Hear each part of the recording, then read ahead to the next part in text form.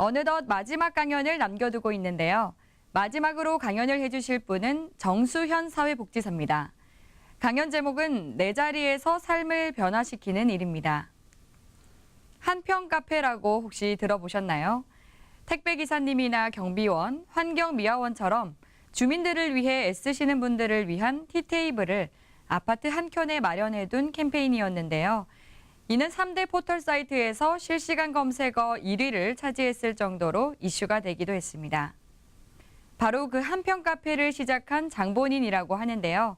어떻게 이런 생각을 떠올리게 됐는지 지금 바로 들어보겠습니다.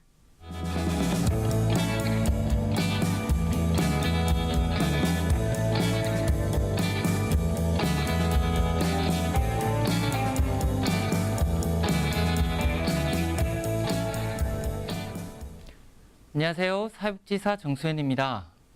저는 대구와 인천, 서울에서 일을 했었고요. 지금은 전라북도 김제 사회복지관에서 일을 하고 있습니다. 오늘 제가 여러분들에게 들려드릴 이야기는 복지 현장에서 실천하는 이야기가 아니라 제 삶에서 실천하고 있는 이야기인데요.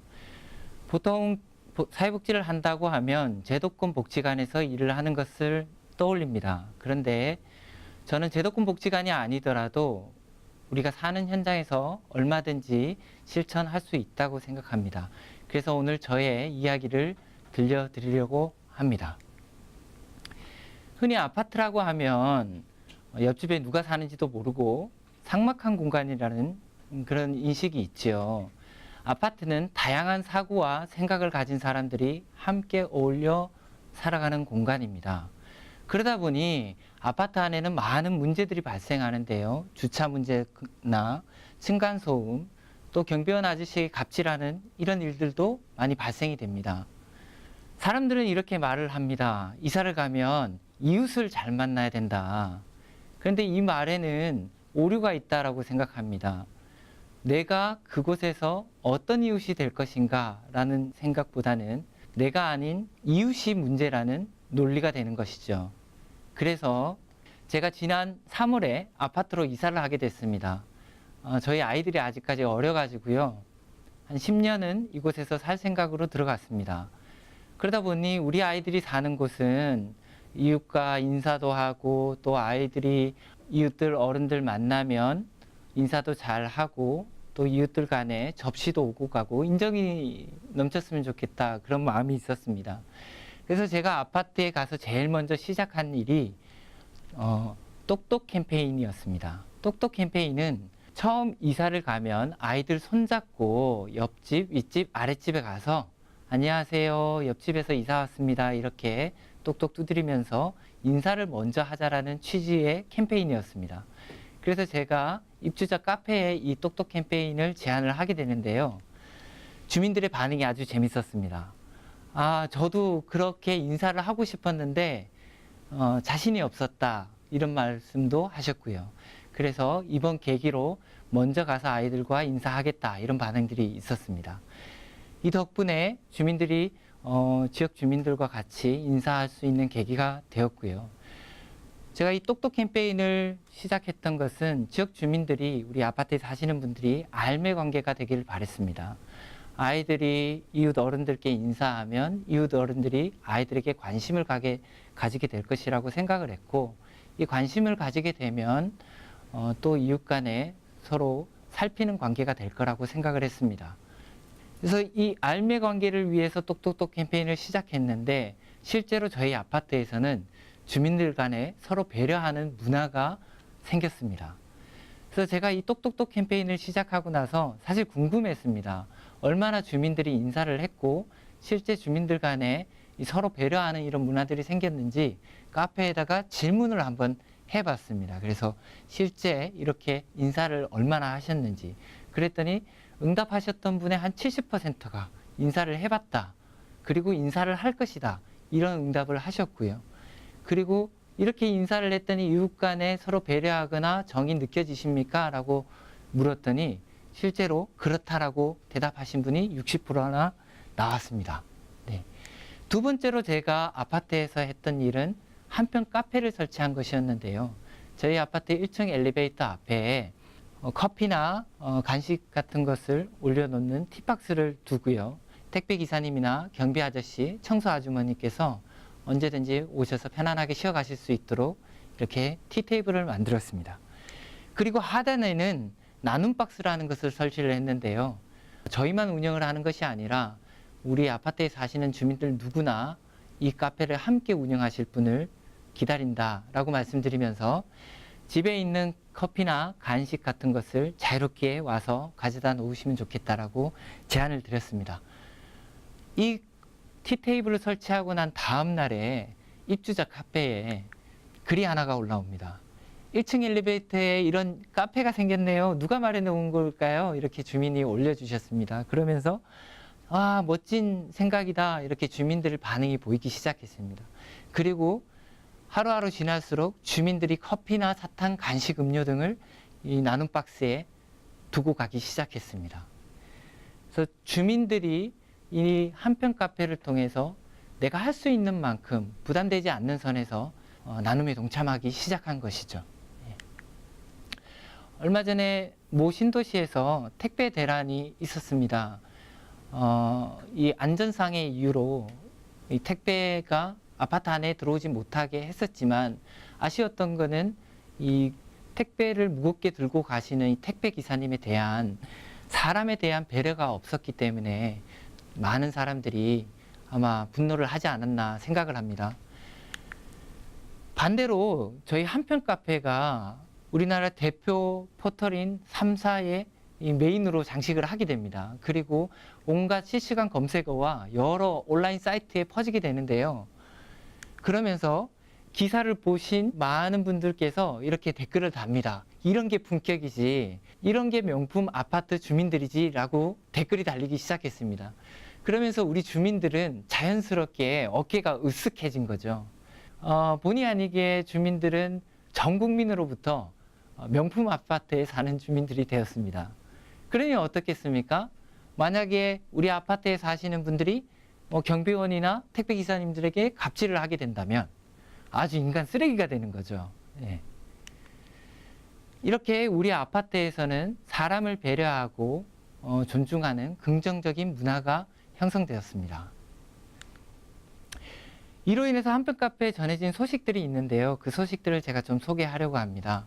실제로 이 한편 카페를 이용하신 택배 기사님들께서 이렇게 잠깐이나마 차를 드시고 가셔서 이렇게 명함에다가 잘 마시고 갔습니다 라고 쪽지를 남기고 가셨고요. 또 기억에 남는 편지가 있는데요. 저희가 이런 일들을 하기 시작하니까 모 택배 회사에서 근무하시는 분께서 편지와 함께 저희 집으로 선물을 보내셨습니다. 이렇게 사회를 위해서 기여하시는 분을 보고 저도 뭔가 기여하고 싶은 마음이 생겼다면서 선물과 함께 편지를 보내주셨고, 또 아파트에 일하시는 여러 청소를 해주시는 여사님들께서도 감사하다는 인사를 전해주셨습니다.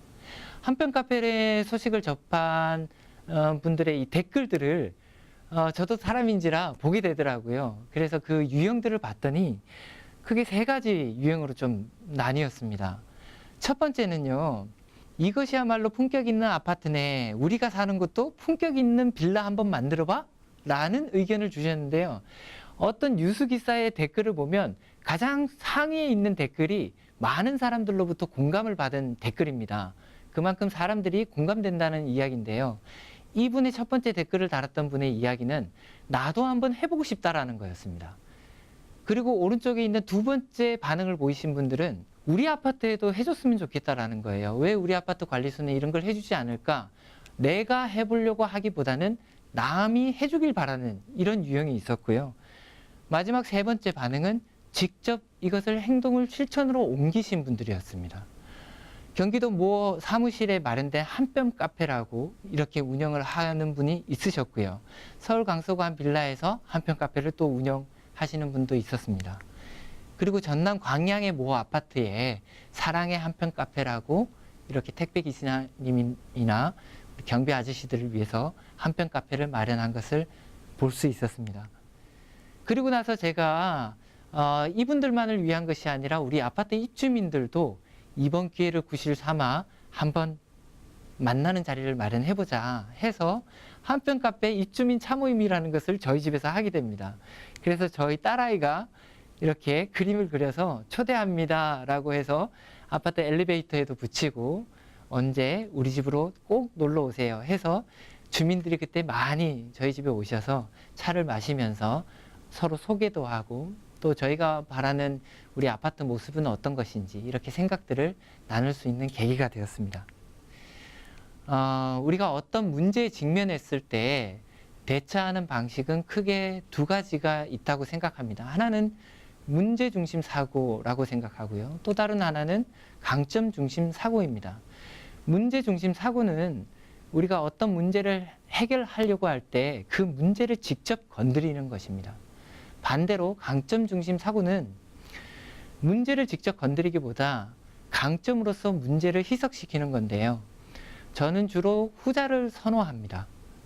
그 이유는 문제를 직접 건드리면 에너지도 많이 빼앗기고요. 기회비용도 많이 들어갑니다. 반대로 강점 중심으로 일을 하게 되면 에너지나 기회비용이 그렇게 들지도 않으면서 당사자의 품위가 살아나고 떳떳해지기 때문이죠. 저희 아파트의 사례를 보셨듯이 주민들은 매우 자랑스러워했고 떳떳해 하셨습니다. 그렇게 사회사업 현장에서도 돕고 싶었습니다. 한편 카페로 인해서 크고 작은 변화들이 있었는데요. 첫째는요, 우리 아파트는 아이 어른 할 것 없이 인사를 아주 잘합니다. 아파트 엘리베이터를 타면 서로 인사하지 않고 다 땅을 보거나 핸드폰을 보거나 그렇게 하는 것이 보통인데요. 우리 아파트는 만나면 먼저 인사하세요.